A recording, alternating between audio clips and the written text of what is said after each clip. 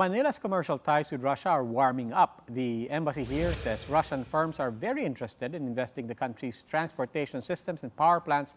In fact, they have already asked for assistance from the Philippine Chamber of Commerce and Industry, or PCCI. One issue, though, the majority of the Filipinos still distrust Russia. For Russian Ambassador to the Philippines, Igor Khovaev, though, this is not much of an issue. Here is the first part of my exclusive interview with him. So I know the results only one survey made by the Pulse Asia.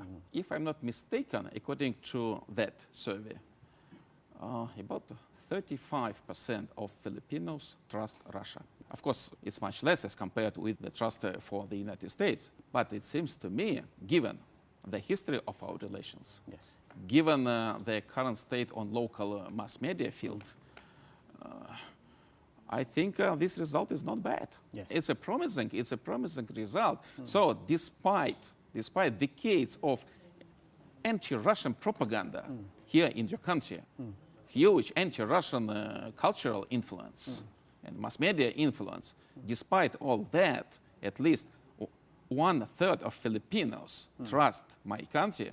That's it's a good result. So there is something to build on. Yes, definitely. So it's a good basis. Okay. It's a good basis for developing our relations. Okay. How would you characterize the change in relationships over the first half year of the Duterte administration? In my view, it's a period of big hopes. It's a period of new opportunities. It's a period of a new big chance, which shouldn't be missed.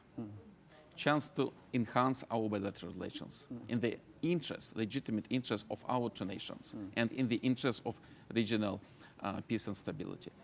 For us, for Russians, it's very important to build partnership with all countries in the Asian Pacific region, because for us it's a very important, very necessary precondition for successful development of our Far Eastern and Siberian regions. In fact, Russia and the Philippines very recently just formalized the start for preparations for the inaugural meeting of the Joint Commission on Trade and Economic Cooperation. What specific areas do you think should be exciting both for Russia and the Philippines? Yes, it's a new mechanism for our two countries. And by the way, the agreement on the establishment of this Joint Trade and Economic Commission was signed by the previous administration of your country in November 2015. 2015. Yes, on the sidelines of the APEC summit. In Manila. So it confirms that there is an objective need to enhance our bilateral cooperation in different fields. It doesn't depend on this or that politician. Yes. This need is objective. That's not a personal wish. So now the most important goal of this commission to identify specific areas where we can and should closely cooperate.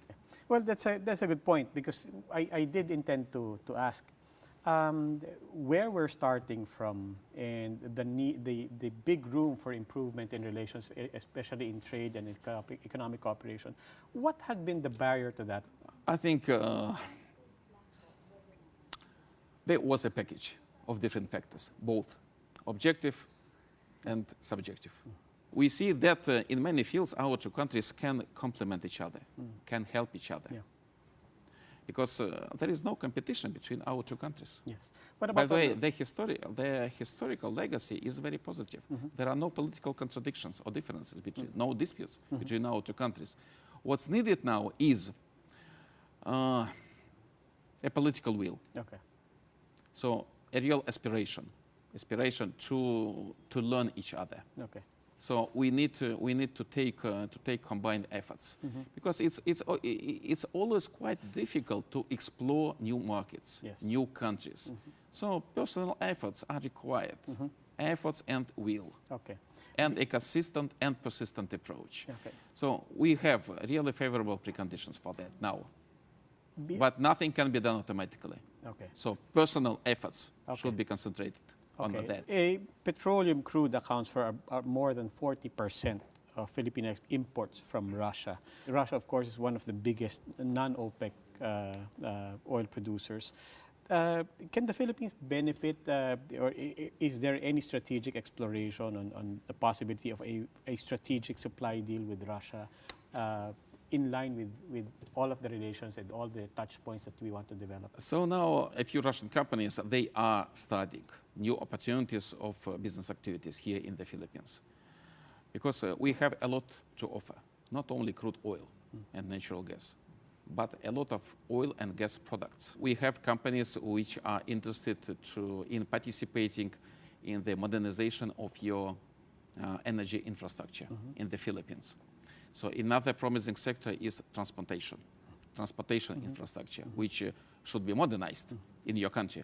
So we have sophisticated technologies, we have advanced equipment, we have highly skilled engineers and workers, and we are ready to participate in the realization of these projects in the Philippines. Another promising field is telecommunications, space industry.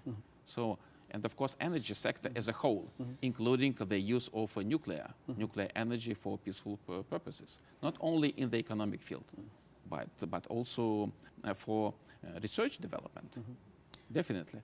So believe me, please, we have a lot to offer. And of course, the Russian market is open for products from the Philippines.